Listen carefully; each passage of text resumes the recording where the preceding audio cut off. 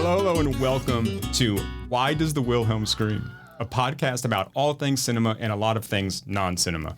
I'm Brock Kingsley. I am Jason Wiseman. And today we're having a conversation about the films we're watching, films we're looking forward to, and the director Paul Thomas Anderson, whose film The Master celebrates its 10th year of being a thing that exists in this world. Later this month, we'll be taking a deeper dive into The Master. It's going into fourth grade. Yes, it is, right? Or fifth grade, right? Yeah, I don't know. Yeah, I don't know. I mean, kids these days. Right. So, Jason, how are you? I'm doing great. I'm excited to be. I'm excited to be here. I'm excited to be doing this. I honestly, I know this sounds kind of like self-serving in a way, but I've been wanting to do this for a while. I'm glad that we had the serendipitous meet cute that whatever it was, and that we can make this happen because it's at a movie theater over popcorn. Right, and a shared mutual hatred of the movie Belfast, and it's so bad. The pretentious piece of shit Belfast. Oh, and the color transitions. Fuck off. Yeah. Okay. But no, I've been wanting to do a film-based podcast for a really long time. And so to get back to it and to be able to do this, and again, doesn't matter if it's just our moms listening, and I apologize for all the curse words that we're going to say, but my mom is not going to listen. I don't know that my mother knows what podcasts are. She does know what Instagram is, but well, we can put it up there. But she never puts pictures up or anything. So. We can just put it on in her car, like as a thing in the background, like, and then she'll be like, "Is that you?" She's and like, you never come to visit. So yeah, ever. I'm glad we're here too. I'm glad to be doing this as well. You know, I was telling someone else this, where I've written about books, I've written about music. I've never talked about films in this way. I mean, as a quote unquote critic, I know this is an audio format, so people can't see me doing air quotes. right. We need some sort of roadcaster air quotes noise. Air quotes. Bloop, bloop. That's not it, but that's fine. That's the most exciting thing I've seen. That really makes my month, because when I had done my podcast beforehand, all of this stuff was all just post edit stuff. It's come so far as that's amazing. What's the telex version of? Yeah, I don't. I had to hire people to come in and clap for me. I had a whole Foley department that came into my friend's den. That sounds awkward. Yeah. People just standing there to applaud. It was very that John Candy radio scene in Little Shop of Horrors, where he's walking with the shoes on the desk and. Okay, what else have you been other than like John Candy references? What else have you been into? What else have you been? Did you start Heat 2 yet? I did. I finished it actually. Okay, so, tell me. It's pulpy. I will say it's not literature by any sense of this. Any stretch of the imagination, it's not literature. I will say that it was a damn good story, though. Like, it would have. I'm surprised, aside from the fact that. And so what I'm talking about is Heat 2, the novel by Michael Mann and Meg Gardiner. Or I don't know how to pronounce her last name, so I apologize for if it. Wait, are you suggesting that Michael Mann had a ghostwriter? Well, it's on the jacket, so I'm assuming so. Although they're definitely praising it as a Michael Mann's first novel. Yeah, I was going to say it's really been. So I don't know the delineation of responsibilities that happened when in the writing of the book. So it goes into what I would say is it would make a great movie. So it follows directly after the events of Heat, and you follow Chris and Val Kilmer's character, and then you go about, I think it's from like 86 to 2000. I'd have to look at the book, or 88 to 2000. You go back about 12 years before the events of Heat, and how basically another score for the crew, and kind of what turned Neil McCauley, De Niro's character, into kind of this hardened, criminal mastermind. Well, not only that, but like the guy who will walk away from anything within 30 seconds. You understand that backstory of what caused him to be that guy is told here, and then of course you follow Vincent Hanna, Pacino's character, the cop, in both scenarios as well, which is weird because it and I will say this. If you were to make this into a movie, and I don't want to give anything away from the people who are reading it or want to read it, the combining of all the storylines could seem a little contrived if you don't play it out well enough. because Hannah is involved in the thing that's back in the past. He doesn't ever come across Macaulay. Is that a wasted opportunity? Should they have come across? Should they have been lifelong nemesis? But with Heat being so, it's very Godfather 2-esque, right? So it starts. It has a beginning. It has a beginning, a middle, and an end. Right. Yeah, just like Godfather 2. No, it's a prequel and a sequel in the same sense. Like I said, it would be. I think I'd greenlight it today if someone were to give me the money to do it. Does he have trouble getting things greenlit anymore? I mean, what's it? None of his. I don't know. To be fair, I have not kept track of what he's been doing as of late. But as far as I know, The Insider was a huge bomb. And of course, these are movies that are decades old at this point. The Insider was a huge bomb. Miami Vice did not do well, and then Ali did not do well. And so he had a few string of high-profile box office failures. Yeah. I know Heat and did well. I mean, so it's hard to say. I mean, I think all of those movies were, if not hugely well received, they were at least mediocre. And people were just okay, it's fine. Yeah. I ride for Black Hat, man. Yeah, and that was so that was another huge failure. That was a major money loser. He did Collateral, right? He did Collateral with Jamie Foxx. So I think that made money because that was Cruise. So I don't know. I don't think. Was it Cruise named Vincent in that movie too? Yeah, I think so. Yeah. Now you would have a casting problem here, obviously, because Kilmer can't do the role. Ashley Judd's not going to do the role, and it takes place directly after Heat. So you'd have to do a Manhunter kind of thing, where you're recasting. Right. Anthony Hopkins is not going to play Hannibal Lecter anymore, right? It's so. Right. What about Hank Azaria? Is his character still? No. Hank Azaria is weirdly enough that whole thing. So you follow Chris, and then he obviously does try to get back with Charlene, or at least he does try to find out where Charlene is, but it's not. But Hank Azaria's characters isn't mentioned. The only really characters they do mention all of the crew, like Trejo and Tom Sizemore's character. Haysbert's not in it, of course. Who was the other person? Who was the other person in the crew? Was it just Trejo and Sizemore, and then Chris and Val Kilmer and De Niro, and then Haysbert was just they picked him up at the diner, right? He had just gotten out on parole, right? But he was also he was only picked up because Trejo got okay. Yeah. Anyway, Henry Rollins had a conversation with him, and the other guy, Waingro, yes. So it does follow Voight's character. Voight's character's in it. Chris, Charlene, Pacino, and De Niro, of course, and then you'd have to do a younger version of all of them, and then that's basically it. Yeah. Chris gets involved with a Taiwanese, Chinese syndicate.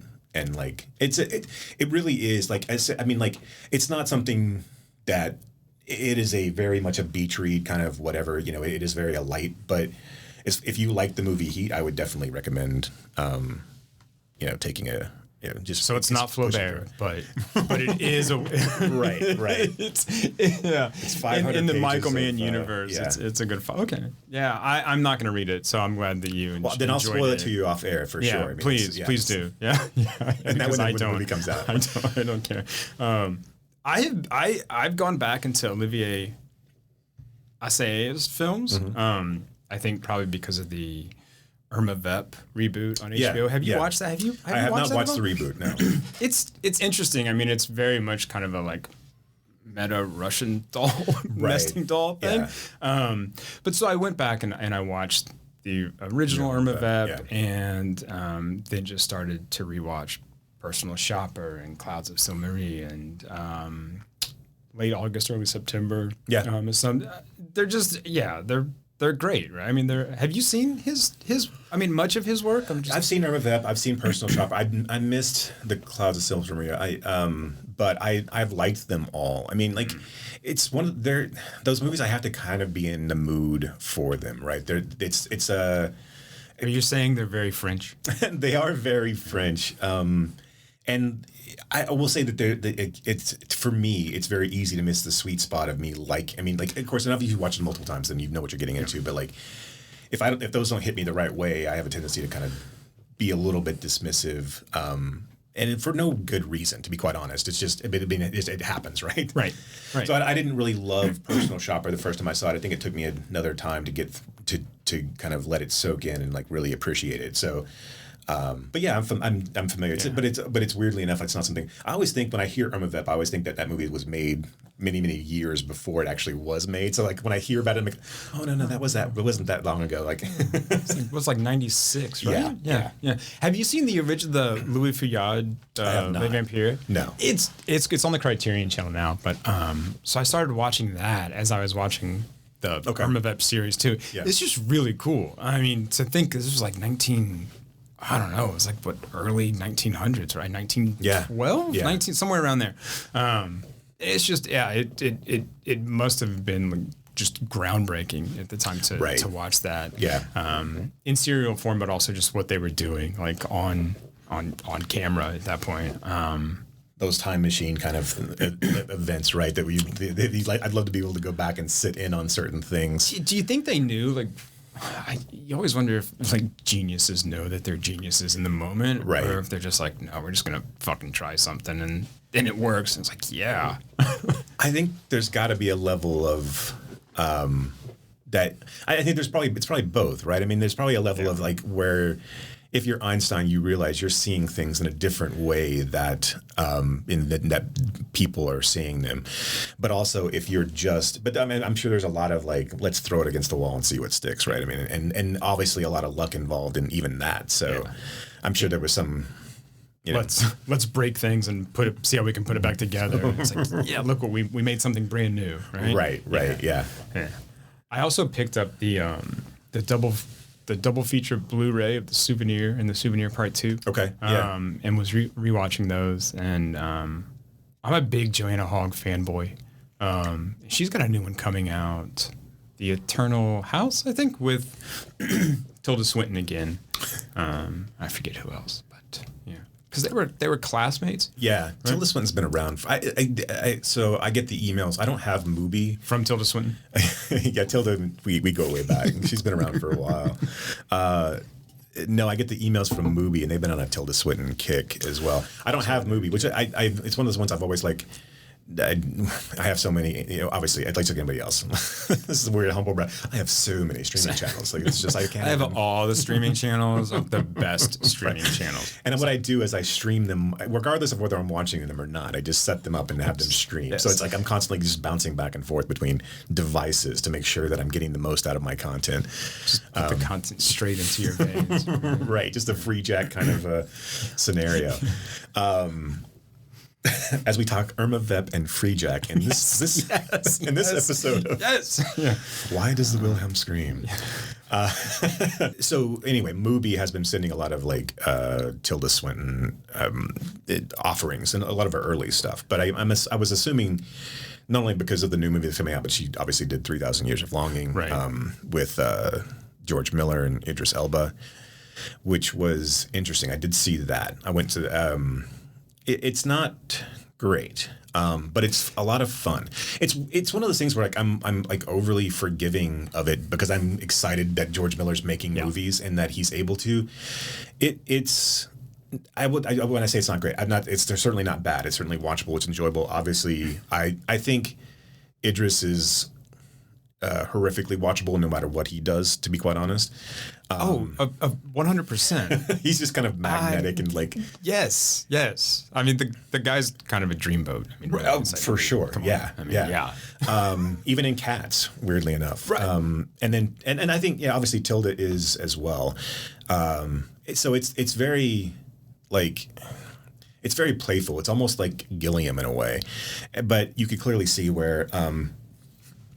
like a lot of it didn't seem like he had the budget to really do a lot of the CGI effects. They seemed kind of fake. So, but it was a fun movie. I mean, I'm not sure if you're familiar with the concept. I mean, I mean, that's sort of been the consensus, I think, is that it's not great, but sit there and watch it. And I would never deny the ability for like, and it's one of those things where like a visionary director I think we can say that safely. I mean, like, yeah, I think so. I mean, the man made Mad Max and Babe, right, right, so, and Happy Feet. And that's right, Happy Feet. Yes. So there you go. I mean, right, yeah, and so to that extent, I lost my train of thought. But so I'm happy to see that he's getting a budget, that he's getting scripts made, that he's getting movies made, and into his, I think he's 85 now. So I mean, like, yeah. And he's doing Furiosa too, right? The follow up to right. Fury Road, so. Right? Which is interesting. Like, do you think that's when he started out in '79 that's what he like thought he was going to be stuck with for the entirety of his career, was coming back to the Mad Max universe? I mean, is that something that I don't know. I mean, okay, here's a like kind of stupid, pretentious thing to say that, sure. that I have said a number of times to many people, but like, you know, go ahead and hit that clap button. Yeah. Hemingway said, right, that I'm paraphrasing, right, that we're lucky if we have one thing to write about, right? Sure. And we can write about that one thing in a variety of different ways. And I think, I mean, I don't think that George Miller just has one thing, right? Being the Mad Max thing. But, I mean, he was also a doctor. Right. So, I mean, did he ever, I mean, you know, as he's practicing doctor, is he like, I wonder if I'll be stuck? Like, I mean, so. Heart after heart after heart after heart. I know. But I also think like coming back to older material and taking a fresh look and a fresh spin and sort of a fresh approach, right, and trying something different. I think there's something probably rewarding in that as well. And now he's got, look, there's new technology, right? He can do different things, right, that he couldn't do before. And I mean, how cool is it to have something like that, be able to play with new toys, right? Yeah, and to see what.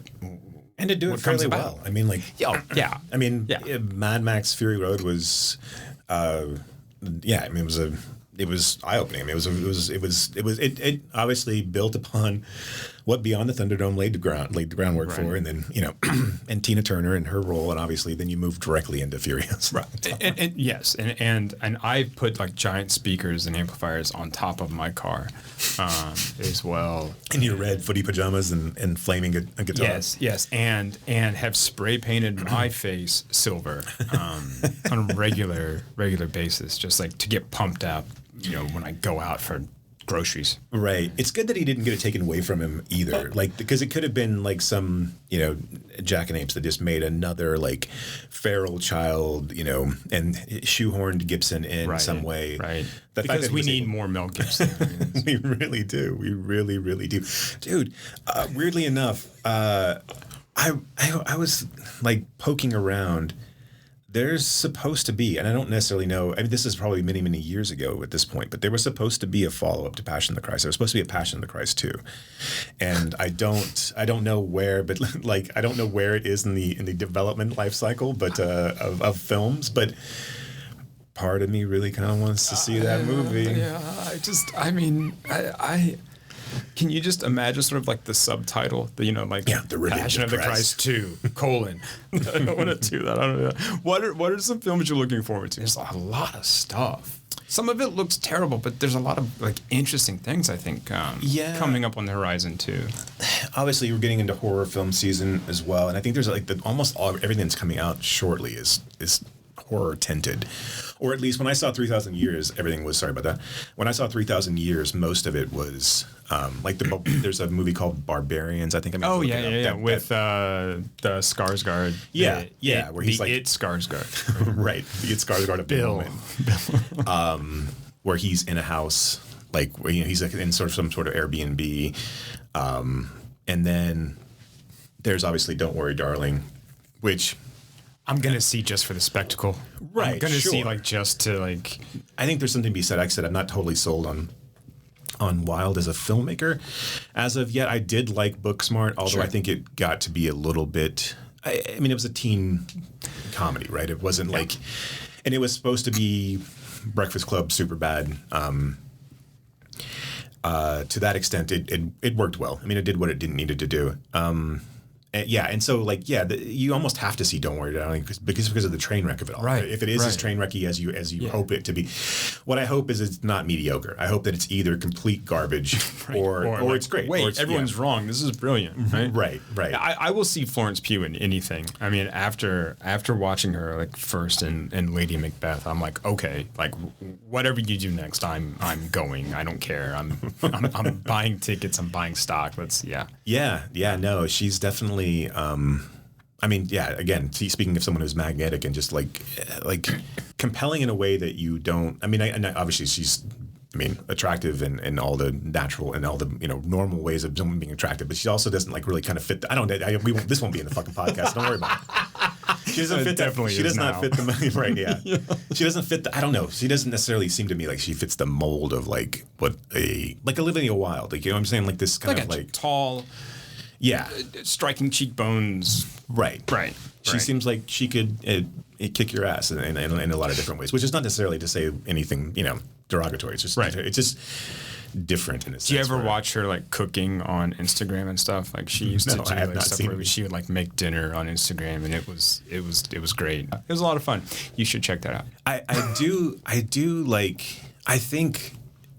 love the story, and I love movies that are like that have all of this nonsense around them, in the sense of you had Shia LaBeouf and you have Harry Styles spitting on Chris Pine. Spitting on Chris Pine. All of these and all of this kind of like, Sudeikis delivering papers, when she's up on stage introducing the film, and Florence Pugh dating Zach Braff, who's Sudeikis' best friend kind of thing, which is a weird. How the hell did those guys become best friends? How did they start dating? Right. I mean, no shade to Zach Braff. I mean, no, that's but whatever. I mean, they're like 100 years apart in age. Which, I mean, whatever. They're two consenting adults, and I don't mean to tell anybody what they should or should not do. And I'm sure it's true love that'll last forever. So we can just leave it at that. As most Hollywood relationships are. Right. Yeah. Everybody is Newman and Woodward. That's how it all works out. Yes. Start charities and make snacks that my dog really likes. So. Yeah. And the most delicious salad dressings Mann has ever had. So yes, they are. It's like what I'm looking forward to. It's a weird. Since COVID hit, it's a weird time because it's like it's hard to really truly know what's coming out and where. Right. Like I'm interested in Amsterdam. Obviously, I'm not a huge David O. Russell fanboy. I didn't really care for Silver Linings Playbook. I liked his early work. I liked Three Kings a lot. I liked Three Kings was really good. But I think, and then I really liked one of his earlier movies was called Flirting with Disaster, which was one of the funniest movies I've seen. I mean, it was that was the Ben Stiller and Patricia Brolin and Brolin, and his armpit thing. I mean, all of it. That's so good. Yeah, it was really Alan well Alda done. too, right? Yeah, Alan Alda. Taya Leone was in it. Yeah, I mean, I love that movie. Highly recommend that movie. It doesn't get enough. Like, it's weird that he's so big at this point, and that there's not a lot of like talk about his earlier films like that. And I guess Three Kings was a pretty big. Three Kings was big. Coming out. That was a big one with Marky Mark and Spike and Spike and George Clooney and Ice Cube. Yeah, I mean, and I remember when Spanking the Monkey came out, that was a pretty big, like, notable Sundance hit. I think at least it was a festival hit. I'm not sure if it was a hit at Fun. So I'm assuming it was because everything was either at Sundance or nothing at that particular point in time. Right. I'm interested in Aronofsky's The Whale. I mean, like again, I think it's kind of silly for anybody to get 18 minutes of standing ovations at a film festival. I don't know if that really helps Brendan Fraser much, but and I'm interested in seeing. I mean, I think that's going to be an interesting film. I don't really buy into the Brendan Fraser renaissance necessarily. I don't think it's going to be like a man. I hope he gets good material to choose from. But I don't see him like he's not McConaughey, right? It's not. I don't know if it's going to be where he's going to just be able to find himself the pick of the roles coming up as far as like leading romantic men. Yeah, I mean, it's I think Brendan Fraser's probably entered into a different phase. Sure, right. Which would be great. I mean, if he could go back to, and again, I mean, like he's not going to do this necessarily, but if he could go back to being in a Gods and Monsters type role, you know, like where he's just doing good quality work, film over film, then I mean, like, does he really want to go back to make George of the Jungle or Encino Man or? Well, and I mean, Blast from the Past too. We all start to look different as we age, right? But I hope this comparison makes sense, right? But I think a lot about how Alec Baldwin looked in, say, like Hunt for Red October, or what was the movie he was in where he was like, and he was shirtless a lot, very hairy Alec Baldwin. Yeah, there was a couple of those, like that whole like 80s period when he was in, I know what you're talking about. And in the remake of The Getaway. And right, he was in Miami Blues. He was in that Meg Ryan movie. That I can't remember the name of now for some reason, but it was one of my favorite Meg Ryan films, actually. But it was like so much of what he did too was predicated on his looks to a certain extent, right? And I think Baldwin's a better actor than Brendan Fraser, but you had some of the same thing. I mean, Baldwin looks a lot different now than he did in those films, right? But you see him in a film like The Departed when he's there for 5 minutes, and you're like, holy shit! Like he's the best thing in the movie, right? And I wonder if Fraser moves into something akin to that, where he gets different material to sort of act in a different or maybe more fully formed way. Yeah. No, I mean, you know, he did the Fargo TV series, I think, right? Was that the last season that he did, or was it the third one? Yeah, he was also in that. I think it was I don't know if it was a Paramount Plus series, but the Condor. Oh, right. The remake of, like, I saw like one episode. Okay. Whatever it's on, that may be like the one service I don't have, right? But he was in that, and he briefly, in like the first episode, but he was probably the best thing in it. Played this like really kind of menacing, you know, baddie.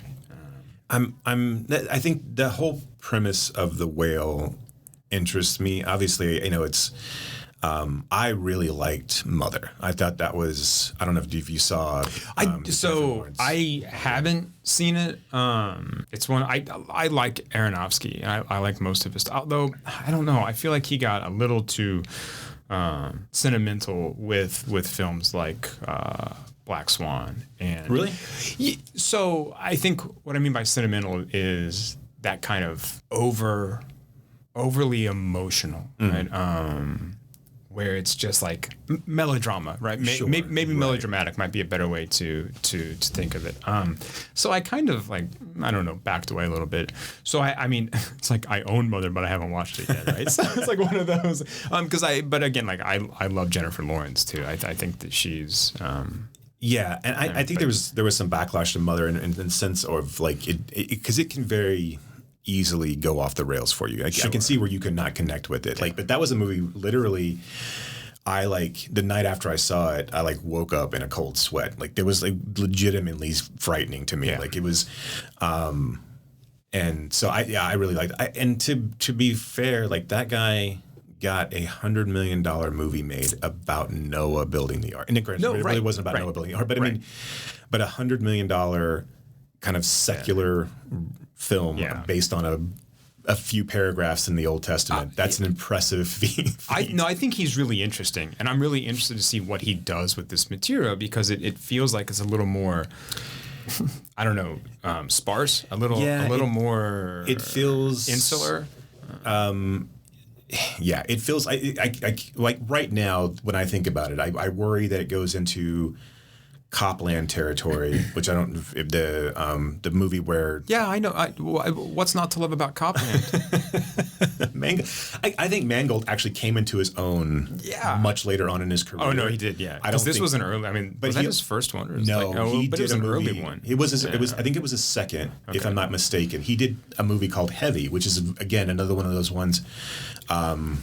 Where this feels kind of like that, where that's Liv Tyler and I can't remember the guy's name. He was in Beautiful Girls and he was in Identity, the kind of heavy set bartender in Beautiful Girls. Oh yeah, who played sort of the the prisoner in Identity. Yes. What is that? He can do the thing with his eyes, right? Where his eyes like twitch back and forth. And I want to say it's Vincent something. I always like it's something close to D'Onofrio's name, but I know it's obviously not. I mean, he's really one of those like that guys in movies. Yeah, like that guy, and he's great. No one can remember his name, but we all know. Yeah, yeah. It's named Beautiful Girls, right? We Got Apps. I mean, he's that guy. He's Stinky.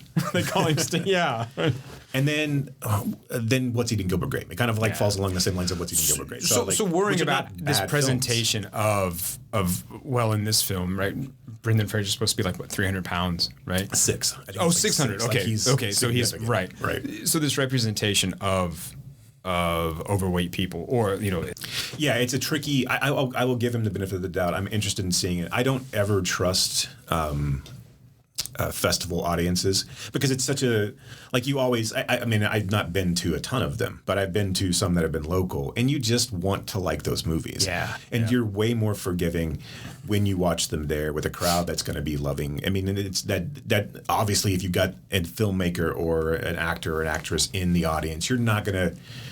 And we've got this backstory, right, as well, and that already colors some of the reception. To that. I mean, I can count, very few times where I've walked into a festival film where I've just gone like, well, that was garbage, and I never want to see it. I mean, I never want to see it again. So, and it's happened, but it's pretty rare. So, I will reserve judgment. Same thing with. So I'm tentatively excited about Amsterdam and The Whale. I don't know when The Whale's going to actually hit audiences, but. Unfortunately, I am very. There's a few movies that are going on at the Texas Theater while I'm going to be gone out of town.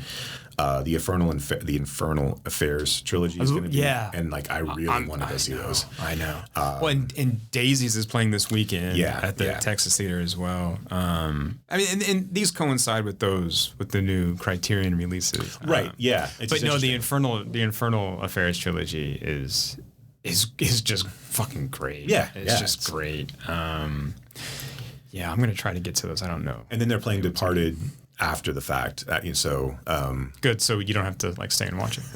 Do you not like The Departed? I think it's fine. I mean, I'm just not. I don't know. I mean, I am not as crazy about Scorsese, I think, as a lot of people are. I'll say I am. I mean, just to lay it out there and be full disclosure, I am a Scorsese apologist to a certain extent. Sure. I didn't really like The Irishman to me doesn't deserve a Criterion release. That wasn't one that I would have. Yeah. Especially before there's this whole slew of Scorsese, and I know they did a lot of his early stuff, and Raging Bull just came out, so I'm assuming that basically everything else is going to get and they probably won't. But I do agree with Scorsese's take on movies and on cinema. No, I really do. Because I think the Marvel films are they're carnival rides, right? Or what are their amusement park rides? Yeah. So I'm with him on all of that. I just think that some of his stuff I can tend to sort of take or leave. Or what do you think you felt differently about it if it wasn't a remake of Infernal Affairs? No, because it also feels like he's using a lot of tricks that he used in Goodfellas. I will say a lot of it. Yeah, I agree with you there. So I will say a lot of the overt symbolism in The Departed gets a little annoying, especially on multiple viewings. And it didn't need to be there. It adds really. I don't know. Scorsese is such a master usually when it comes to stuff like that, and especially hiding it. But even the ending scene where the rat's running across the window, so there's a little too on the nose. Okay, yeah. I find that movie ultimately watchable, so I end up watching it a lot. I mean, if it's on, I'll just and it's also one of the ones I've seen enough where I can just. I mean, it's so. The barrier to entry is so small, so I can just jump in anywhere and pick it up and not have to worry about where it is. Also, I will say this about that movie particularly is Nicholson is so good in it. That I think that's what kind of elevates it for me, is that just watching him and knowing that that's his last role, or and will be probably. It's just is he's so good in it. Yeah, I like I said, it is very watchable. I like it fine. Are you a Park Chan-wook fan at all? I am. Yeah, I am. I'm really interested to see the decision to leave that's coming out. Yeah. I mean, it's weird because you've seen the Vengeance trilogy, and then have you seen JSA? I haven't. I got It's really cool. into. I got really into Japanese cinema right around the time, like the Asian Film Festival in Dallas was like a kind of a midnight screening for a while. So they actually do a full on festival. But when they were first starting out, they were kind of an underground. They would just show up and do midnight movies at the Magnolia and things like that. Yeah. And then they would just pop into other film festivals and like show Battle Royale, The Ring, and things like that. Sure. But JSA was one that always kind of like, for whatever reason, just kind of got away from me. That was interesting. That was one of his early ones. His like second or third film. But yeah, I think it's interesting how he's moved into these like almost Hitchcockian love stories, right? With Handmaiden and Stoker and Little Drummer Girl. Yeah. With the aforementioned Florence Pugh. Right. And so this one, yeah, I'm really interested to see this one. I mean, he's another, I think, director that I will go and check out whatever he does. Right. Yeah. But I think that's coming out October 14th. I don't know how, or I don't know. I think it's going to play at the Angelica. Okay. Here in Dallas. And so that'll be good. I think so. So the Angelica's been playing mostly mainstream shit for a while. So like, I know it's such a weird time. Like it's like everything. I keep pretty good track of what's at the Texas, and I usually can never go for whatever. I mean, it's so far away, but then it would be so nice if there was something like that here. Something else that I'm looking forward to. Let me give you one more film, and I'm going to let you riff on PTA. Sure. Yeah. So, a film called Nanny stars Anna Diop and Michelle Monaghan. Okay. And Anna Diop plays an immigrant from... I should have written that down too. But anyway, she's an immigrant in New York. She's working as a nanny for Michelle Monaghan. And so... things don't go as well as they should. Right. And I believe there's a kind of like supernatural element that comes into play, but really it's about class struggle. It's about economic struggle. It's about race between two people. I think I've seen it was a preview Sundance like grand jury winner. Okay. Last year. Yeah. So it was a big hit. It looks really interesting. I'm excited for that.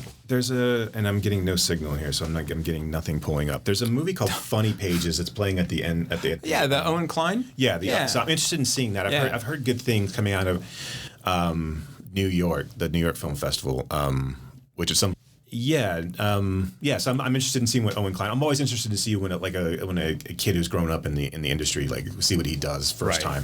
And it's gotten good reviews. So it's streaming as well, I believe. It is. Yeah, it's available now. Yeah. So there is another one that I would recommend that I saw out of the Oak Cliff Film Festival, which is I Love You, Dad, which with the Patton Oswalt film. It's not groundbreaking by any means, but it's a really fun It's comedy. An interesting premise, right? Yeah. The father and son are sort of estranged. Yes. And so he creates this account, the father, Patton Oswalt, creates this account on some form of social media, I'm not sure which, right? But so it's like catfishing his son, yes. right? Yeah. Okay. Right. And he creates a fake account for a real person. So like he encounters this girl in a diner and then uses her and then uses her to get back in with his son, where all he really wants to do is keep track of it. But then it's really well done in the sense that it takes you to the brink of just ridiculous cringe, and does it in such a way that it's really, like I said, it's lighthearted and it's a lot of fun. And that's streaming, and so is Funny Pages. So I think they're both like VOD or whatever. Yeah. I mean, go to the theater if you can, right? Support your local theater. If you have a local theater that isn't, an AMC or some kind of conglomerate that. Hell, even support those guys. So that we have theaters to continue to go to. This is a call to arms. If you're listening. Yeah, get out in the middle of the day. Like if you don't feel safe, and I understand that. AMC Tuesday discounts, right? Right. Yeah. Get out in the middle of the day. You're working from home anyway. Take a long lunch. Don't go to work. Just say no. Right. Just opt out. Right. You can work. Look, you work from 9. Quit quietly and quit loudly. Right. Work from 9 to noon. Go see a movie from noon to 2, and then work. From 2 to whatever. It's 2 to 2:30. Yeah, 2 to 2:30, and then call it a day. That's perfect. Okay, all right. So Paul Thomas Anderson. The Fort Worth Film Club is screening The Master on the 21st of September. 21st of September at Stage West at 7:30 p.m. is showtime. 7 p.m. will be the pre-show. They are also showing a member-only screening. So if you're interested in that, they're showing a member-only screening of There Will Be Blood. But you can go out to the Fort Worth. If you go out to Patreon and look for the Fort Worth Film Club, you can find there, and it's an easy sign up if you want to do that. Google it. Just use your your computer skills. Google. You'll be okay. And then I am also I have a nonprofit, and since COVID happened, underneath the umbrella of my nonprofit, I've been hosting a weekly online screening on Cosme. It's an application that you can host movies on, and I will be screening on the 29th. I will be screening Sydney, or Hard 8, whichever you want to call it. Excellent. So that's a lot of fun. If you haven't done that, my foundation is called the Real House Foundation. You can find us out on Facebook, the Real House Foundation. It's with 2 E's, REEL. So we're out there. You can find the event out there. It'll be out on the Fort Worth Film Club Instagram as well. So we'll be screening mostly Paul Thomas Anderson movies. There Will Be Blood was a member voted and won over Boogie Nights. I think Sydney was number 2 and Boogie Nights was number 3. So okay, and we'll put these in the show notes as people with podcasts, right? Yeah, say in the episode show notes. And if we didn't say so, There Will Be Blood is playing at the ISIS Theater, downtown Cowtown at the ISIS in the Stockyards in Fort Worth. So if you're in the DFW Metroplex area, come out, say hi. Right? Yeah, sure, absolutely. See some movies. See some movies that deserve to be seen on the big screen, especially There Will Be Blood. I've seen it a few times. I've seen it in 35 millimeter, and it's just amazing. It's just beautiful. I mean, and it's one of those things too. I don't know. Do you want to equate it to PTA, or do you want to equate it to Daniel Day-Lewis and Paul Dano? I think it's an equal measure, right? But I think it's a confluence of things. This is the thing. There Will Be Blood. You've got Daniel Day-Lewis, Paul Dano, but also in PTA, and then you've got that score from Johnny Greenwood. I think all of these things come together to create. Yeah, not only is it visually striking, right? But then the score comes in, and then those performances as well. Yeah, that's the one thing I love about PTA is that he's done that director thing where he's built a stable of actors and used it to his benefit, and done it with and obviously even the people that. I guess when he started out, he obviously impressed the right people. So he had Philip Baker Hall, and when he did his short for Coffee and Cigarettes, which was the precursor to Sydney, it's him, it's Wes Anderson, and it's Tarantino that have these stable of actors that he knows how to work with and gets the best. And of course, look, he's not dealing with chumps, right? But he's also pulling in people that know his dialogue. It's it's almost a Mamet thing too. It's where they know how to work with him and he knows how to work with them. It's just like you said, this perfect confluence of people. And then of course you've got when you pull Daniel Day-Lewis and get the kind of performances that you get out of him, which are just that unhinged and just beautiful. I will say about them, I think of his films, Magnolia was the one that spoke to me the most, and I know that's probably. I think he's even said at this point he would probably cut it down. If he were to make it again. But 2 VHS cassettes when I got it from Blockbuster. Right, exactly.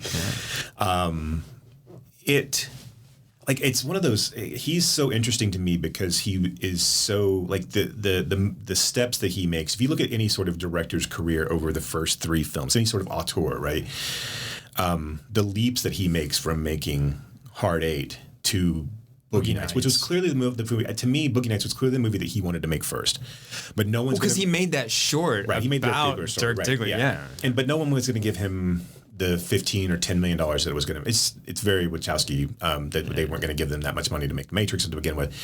And The Matrix wasn't even about porn, right? And so, I wonder what I would love to have been in the room when they decided to greenlight Boogie Nights off of Hard 8, because by all measures, it's one of those things where it's just okay. We like the script and you can deliver a film, so we'll trust you with this small amount of money. Yeah. We'll bring in Mark Wahlberg. We'll bring in a slew of people who will work for nothing, essentially. but huge heavy hitters, Julianne Moore. You got I'm sure the biggest expenditure at that movie was Burt Reynolds. I was going to say, yeah. And then but even Burt Reynolds at that stage of his like life and career was like, sure, why not? I mean, yeah, I mean, like what? Okay. I mean, he was probably coming off of Striptease, and that's basically it. Yeah. And looking terrible in those movies that he would. Right. I mean, like his early mid '90s were awful. Yeah. And so. Yeah, so coming into Boogie Nights, that movie being his kind of Pulp Fiction, and then really doing Magnolia, which I understand. There were a lot of people who didn't like Magnolia. I mean, I think critics liked it a lot. I fucking loved the Ricky Jay stuff at the beginning. I loved the voiceover. The frogs. The frogs worked for me. Like that whole thing, like the whole Aimee Mann piece of like that where they're singing this. I mean, that just Aimee Mann side note, because I constantly ask myself on a daily basis, what would Aimee Mann do? I mean, I did not know she was married to Michael Penn. I didn't know that either. It's her birthday today, by the way. Happy birthday, Aimee Mann. 62. I'm sure you're listening, right? So PTA directed Michael Penn's Try video for a song. And Michael Penn scored Boogie Nights, right? Michael Penn, he of No Myth fame, right? He is Romeo in Black Jeans. We know this. I've had that song stuck in my head all day. I can't get it out. It's catchy as fuck, whatever, right? I didn't know they were married. They've been married for like 24 years. I had like no idea. I mean, like, anyway, okay. Like in the Till Tuesday days? I mean, like... This would have been like after Till Tuesday, right? Michael Penn, the one Penn brother, right? Right, that's still one alive and you don't like hear bad things about. So, way to go, Michael Penn. Right. Sorry. No. Chris Penn's always that guy is such a tragedy to me. I know. Just because, and it's a weird like that whole. That'll be another. We'll put a pin in that because that'll be another conversation for another time. Good one. That was terrible. That pun was awful. All right. That's what I bring to the table. I will say, like, I did not like the 1-2 punch of The Master and Inherent Vice. Probably the low points for me in his career. Like, I don't necessarily. I like The Master. I don't love it necessarily. And I need to revisit it again. So I'm looking forward to like between now and when we record again. I'm looking forward to like going back and like really kind of. Taking a look even to Magnolia, but just obviously I need to kind of dig into The Master again because it was one of the ones that I probably seen the least. So I just remember watching Inherent Vice in the theater and thinking, okay, well this is clearly a misstep. And but honestly I need to revisit that as well. I think that one's one that may sit with me better after multiple viewings. Yeah. I mean, I don't know about like adapting a Pynchon novel. I mean, even if it is a more kind of like genre-y Pynchon novel, I just can't imagine that was easy, at all. And trying to capture what's on the page with a guy like Pynchon on film, I just can't imagine. Yeah, I mean, look, I'm not a huge Pynchon fan. I think he's fucking brilliant. I mean, I think he is just like one of the smartest cats to ever do anything. But I'm reading. I mean, he's not really for me. I'm reading Inherent Vice now, and it's just because I was a completist, but I had not read it before. It's Pynchon, right? It's thick. It's not. And it's heady. I mean, it's just And he doesn't forgive you at all. Like it's just you gotta like pay the fucking attention to every single word. Yeah, and I don't know. I mean, I've tried to read Pynchon a number of times and it was like no dice. And I mean, I enjoy some of his shorter things. Some of his short stories that I read in school. The emails that he sent and stuff. No, his emails are great.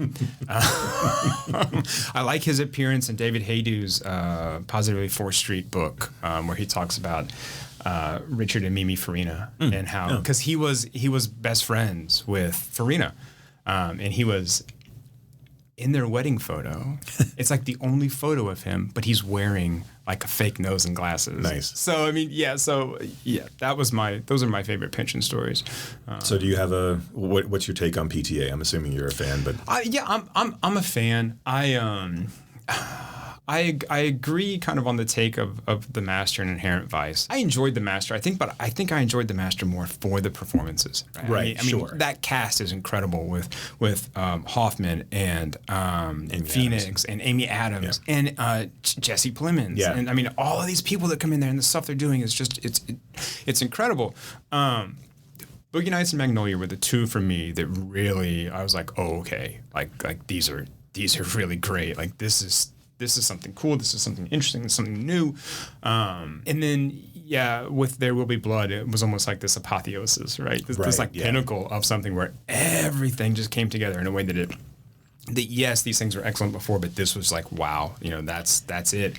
I have to say, I know we haven't really talked about this, but I can't get into Licorice Pizza. Really? I'm having such a hard time. One, I kind of find the relationship creepy. Right. Sure. Yeah, no, just there like, is what that. is going on here? But also, and I know that they're both young actors, and Alana Haim and what's his name? What's the Hoffman's Connor Hoffman. Connor Hoffman. I mean, these are like really early roles, right? Yeah. But you can feel, or at least I can feel, a kind of stiltedness in the performance that I don't think is just the director saying, "Hey, do this." It's not a Yorgos Lanthimos like film where he's like, be weird and be sort of like cardboardy. Right. It just feels a little less sort of natural than a lot of the other performances that I think PTA gets out of people. It does kind of have that Departed feel to it. Like this is Licorice Pizza is to Boogie Nights what Departed is to Goodfellas. Yeah. I the one thing that I liked Licorice Pizza, but again, I think I went in wanting to like Licorice Pizza because of the stories. I mean, like not the story of the film itself, and having Connor be there and right. taking up the mantle and kind of things, and they're engaging and in their own right. But it does the movie doesn't do a good job of translating a passage of time.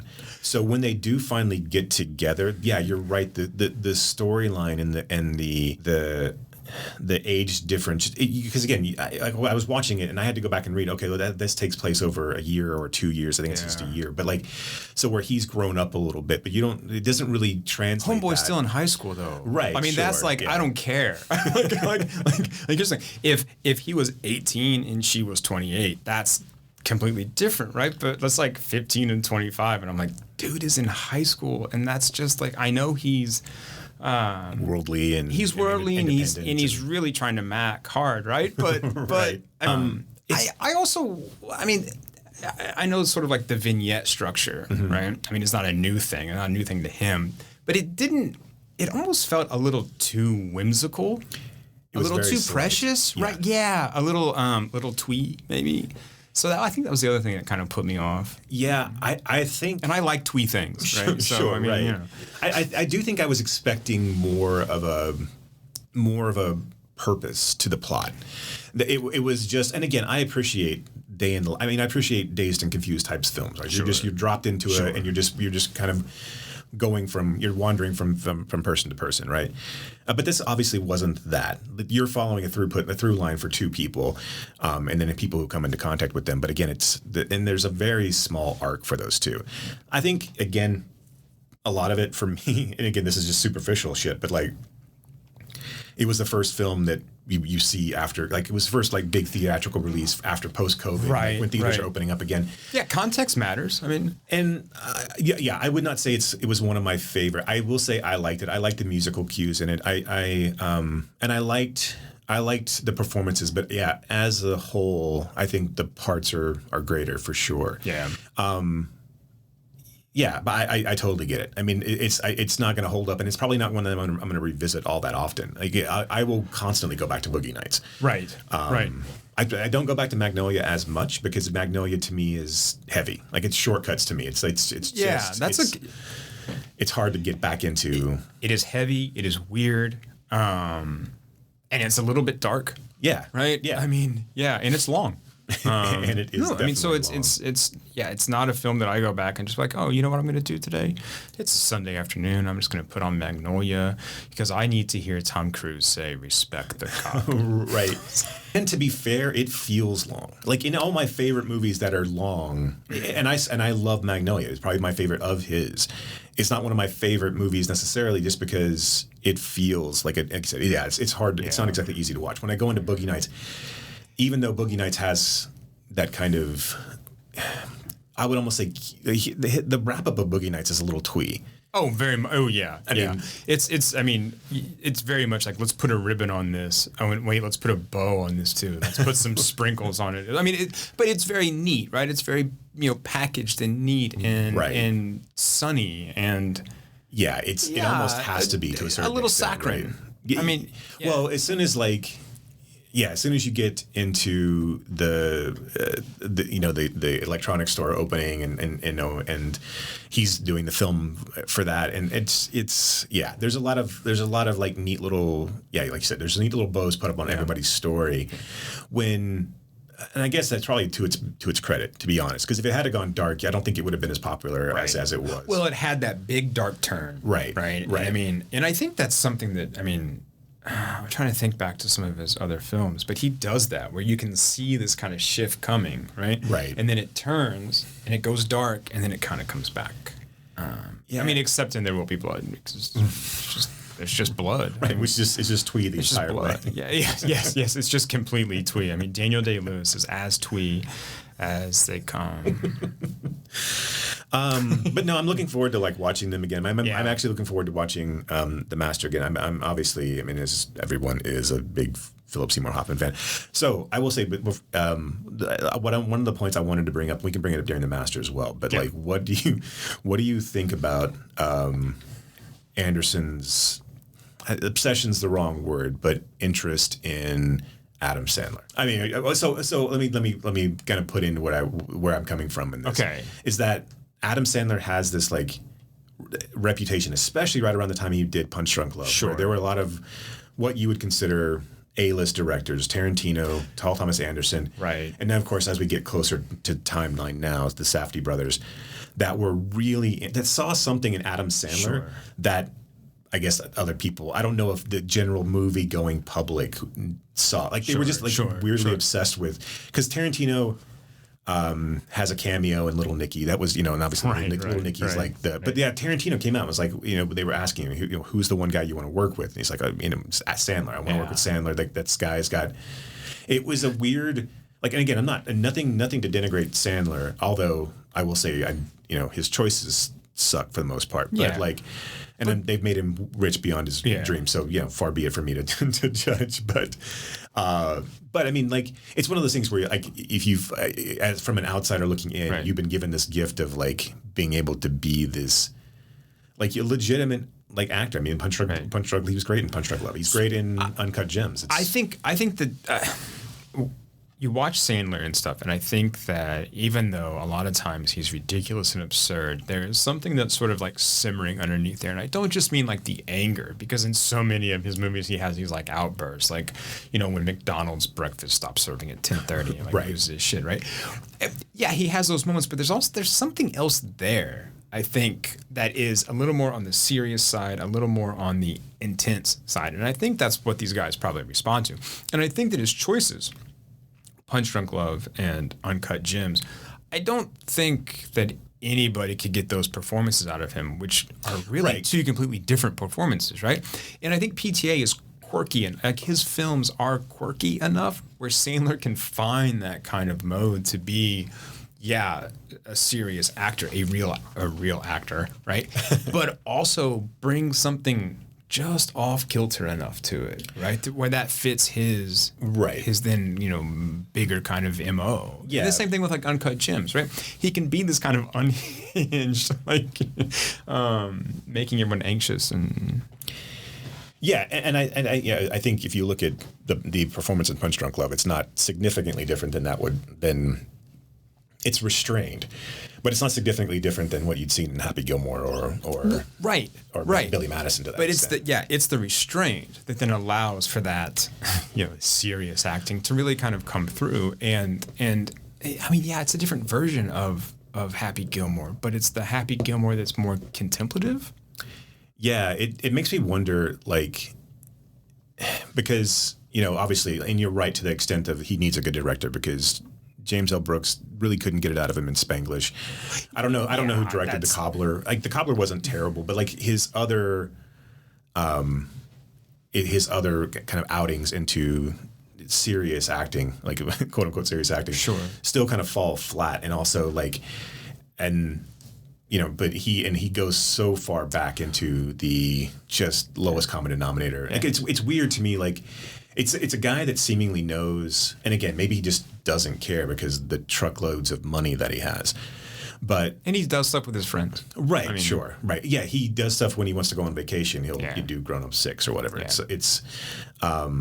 But to that extent, like, I will say when I first saw Billy Madison, and again, I may have been giving it too much credit. I thought that was one of the most subversive and sure, just subtly, I mean, like, laugh out loud funny, but just like huge digs at like all of these tropes and like just the whole genre. I thought it was amazing. I thought it was brilliant. And I was like, okay, this is what he's going to be setting the world on fire. And then, I mean, granted, I don't begrudge anybody for doing Waterboy or Big Daddy or things like that. I do begrudge them for doing things like The Ridiculous Six and then falling into the Netflix trap of. But again, it's just a matter of driving a bunch of money up to into your house, and then that's what you're going to do. It's interesting to me that didn't happen, and maybe it was just timing, but that hasn't happened for like Carrey. Like, why isn't Netflix driving a $300 million truck up to Jim Carrey right now? Right. He's kind of removed himself from a lot. Yeah, he did say he was retiring from acting. Yeah. And I think that he got burnt, but he clearly dove. I think he did probably what I'm accusing Sandler of not doing, which was diving in headfirst into these serious actor roles and just coming up short. Right. Yeah. I mean, just. I mean, other than Eternal Sunshine, right? The Truman Show, and even the Truman Show, he got to play kind of a variation of that, right? The Kaufman film, Man on the Moon, I think that's a different kind of story, but he's still, I mean, the person who was supposed to play Kaufman and Tony Clifton. Yes. He had a contract. Yeah, it was a pay or play deal, and luckily that movie bombed, so they didn't have to pay him anything. No, Ed Norton was the other person. Oh, okay. Because it was a Milos Forman film. Sure. And and I forget what did they do together before then, but yeah, Ed Norton was the guy, and then, of course, Carrey was seen as more bankable. I would have really liked to have seen that would have been Norton version of that movie. Not that Carrey wasn't good, but you just saw Carrey, right? Yeah. And then Carrey used it to become insufferable, like Kaufman did in a weird way, which is unfortunate. Except Jim Carrey didn't have Tony Clifton to help him through. Yeah. And at a certain point, you're just imitating an idol, or Jerry Lawler. Right. So right. So I mean, this is interesting because I'm interested to then carry on this kind of vein of conversation with the master, and I think looking at or talking about Joaquin Phoenix too, and sort of what does PTA get out of Joaquin Phoenix, right? And we'll save this, right? Yeah, because Joaquin's at an interesting point in his career. Yeah. Like, I think we're in a really good time for interesting filmmakers right now. And maybe we always have been, and people just kind of lament the Marvelization of everything that's gone on. Right, because it's been like such a almost monoculture with some of these like superhero films that I think, I mean, maybe that tide is kind of, going away now, and I think we are sort of opening back up to. Yeah, I think there's some fatigue, even within the diehards, right, of not true. I think there's people that will go see things out of a matter of completion and out of enjoyment. I'm not going to sort of belittle anybody who enjoys those movies. I will. I'm kidding. But yeah, I mean, I'm worried in general about movie theaters and movies. Not only from a Marvel perspective, which I think is fine. I think you need the big roller coasters to get people in for the, of course, for the stage show. It pays for that, right? I mean, it foots the bill for the smaller, more auteur-driven. And they're giving, to Marvel's credit, they're giving interesting directors a chance to make these big budget movies, and hopefully they can take that then back to scale them back and make, God, well, we're not talking about the Eternals. No, I'm not talking about Chloe. No, I'm not talking about Chloe. But that's an interest. I mean, again, it's fine that I like that they're reaching out to people. Yeah. Again, the minute you see Coen brothers make fucking the Fantastic Four movie, which I would fucking see. I would see that. Okay. Why hasn't that happened? Like, right. I mean, this is a good question. I mean, the one Coen brother did Shakespeare. Okay, I think it's time to do comic books, right? Yeah, the Safdie brothers doing Ghost Rider or something along those lines. I mean, it's just just give me something like man, yeah. Let's make it happen. And I know. In addition to Aimee Mann, I'm sure Kevin Feige is listening to this. Let's make those two things happen. Just tell me where I need to be. With an Aimee Mann soundtrack. Yes, a Ghost Rider movie directed by the Safdies with an Aimee Mann techno soundtrack. Let's see what that's perfect. That's perfect. Till Tuesday back together. Yes. Wow. But in general, I'm just worried. Like I'm worried what the and again, in the sense of. There's a million movies that have been made. So if I have to go back and watch movies from the 70s and 80s, and there's all kinds of rabbit holes and that you can go down and wormholes. There's all kinds of rabbit holes you can go down. Wormholes you can go through.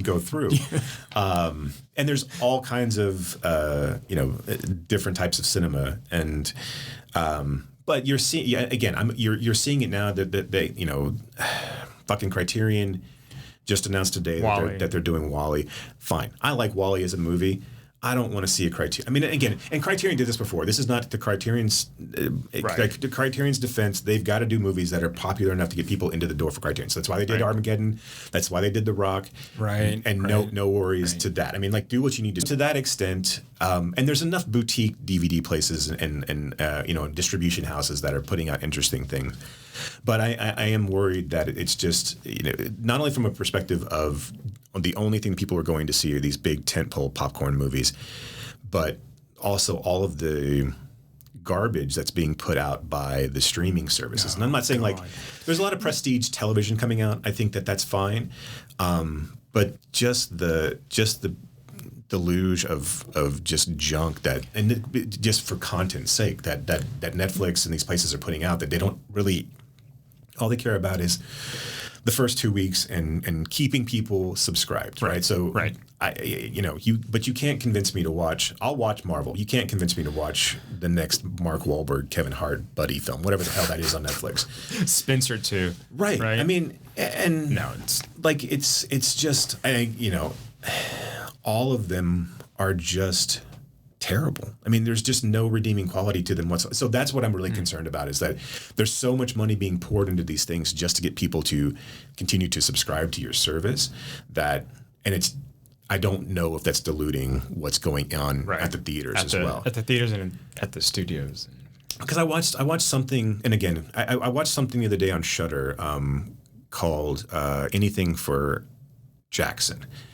It's a small Canadian horror film, a bunch of no names in it, about this elderly couple who they lost their grandson, and they join up with the satanic cult and they kidnap this pregnant woman. As you're wont to do. Right. Sure. I mean, that's like one of the stages of grief, right? It is. Yeah. Depression, join up with the satanic cult. Kidnapping. Right.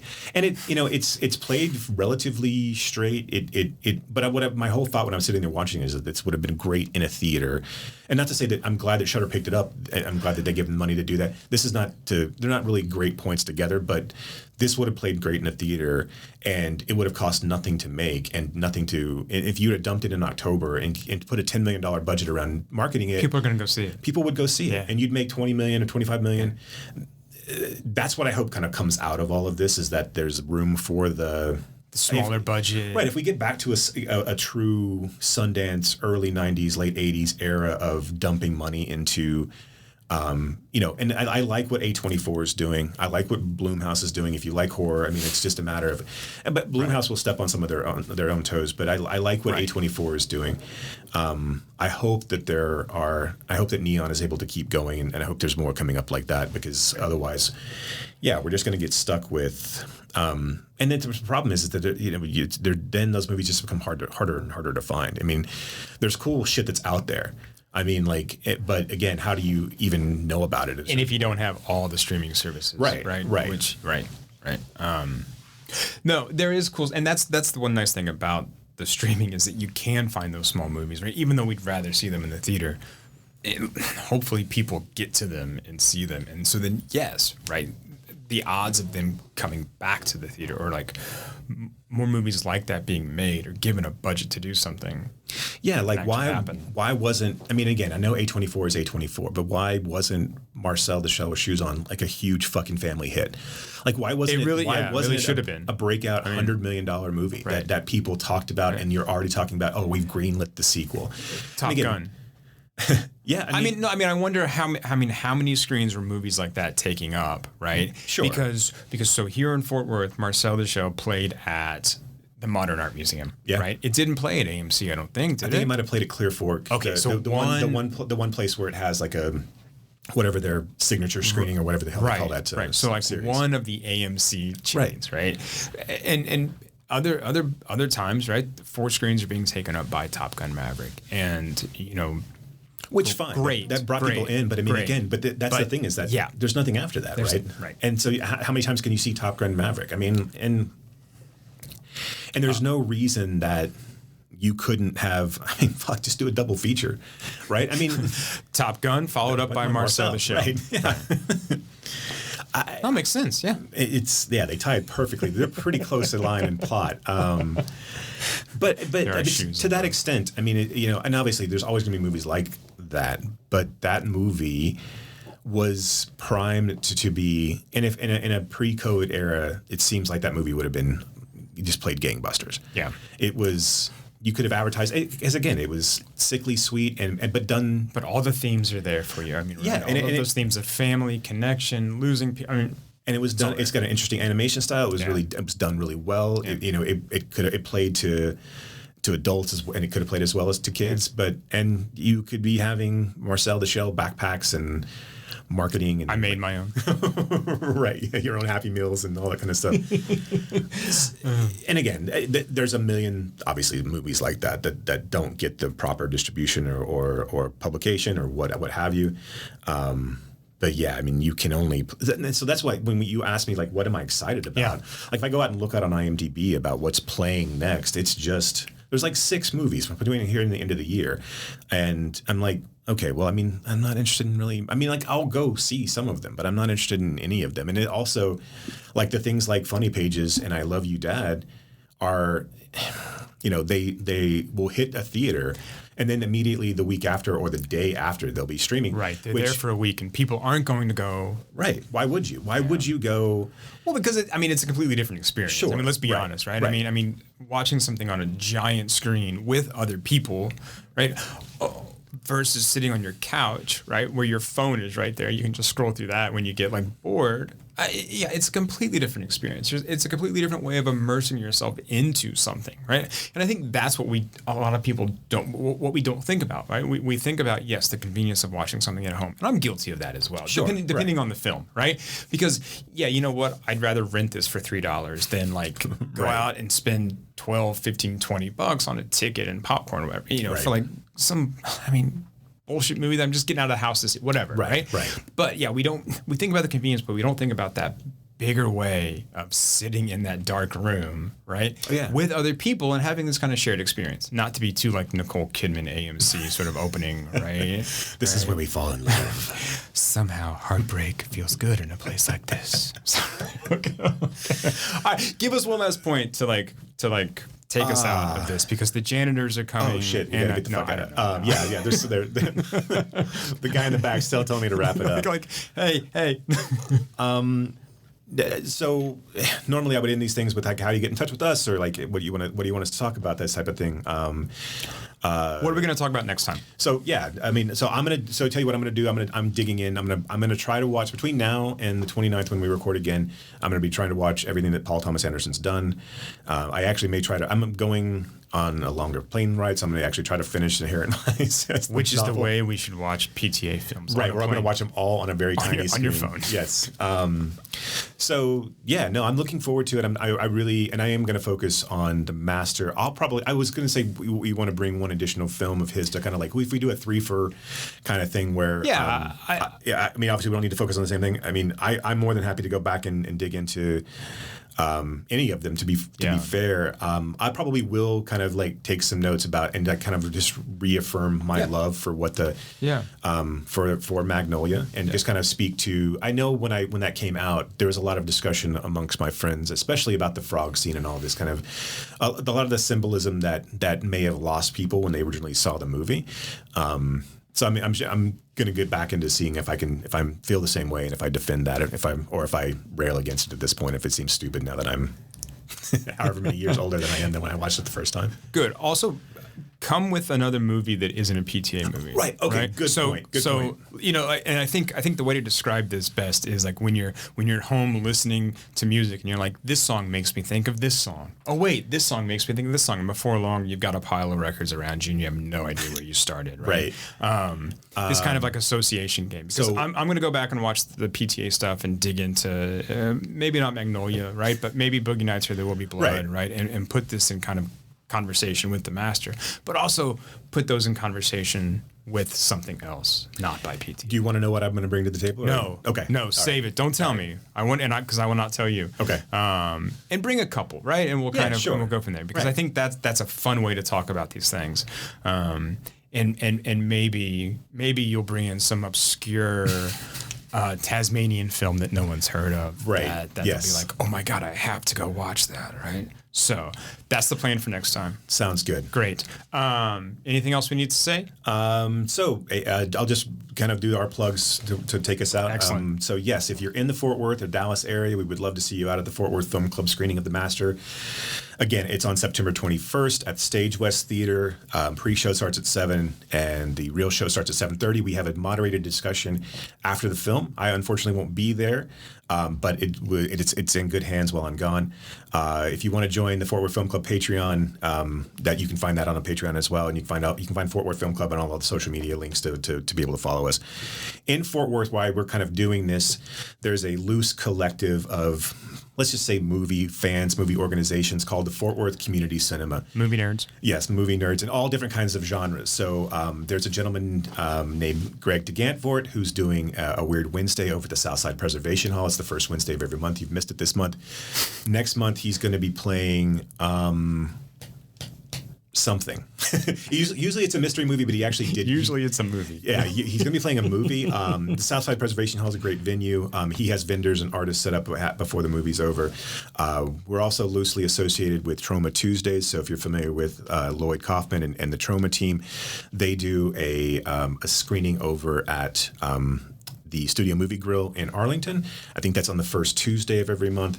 I am the executive director of a nonprofit called the Real House Foundation. I would love for you guys to go out there, see which ways you can support us. We are trying to build a community of film lovers with at-risk and underprivileged kids. So what we'll do is we seek out donations so that we can bring kids into the theaters and do the same kind of things that we're doing here and with the Fort Worth Film Club, where we'll show them a film that they haven't necessarily seen or they have not necessarily seen or been exposed to, and then we'll have a discussion with them afterwards. It's been great. It's been very rewarding, and I'm grateful for the opportunity to be able to do that. But I mean, obviously all the normal podcast things, right? Rate, review, subscribe, tell your friends, put it in your mom's car, even though you don't call her enough. Say hello to your mother for me. Right. And go visit. And so this is the first episode. We will have in our show notes the ability to contact us if you have. This will be growing and evolving is what I'm trying to say. So there'll be eventually a forum and things like that where we can communicate with you guys on a back and forth basis. Obviously, it's just going to be me and Brock listening to this first time anyway. But if you have comments or if you think we said something stupid, or let us know about it. Which we did. Right. We absolutely did. And you probably don't need to let us know because we probably already aware of the stupid things that we said. Right. And I will run them over and over and over again in my head, replay the stupid things. Right. Until we record again. Until, oh my God. Okay. All right. Jason, thank you for that. Thank you for the conversation. Absolutely. And, thank you. We'll talk again on the 29th. I'll be here. We'll see y'all later. All right. Thanks, guys.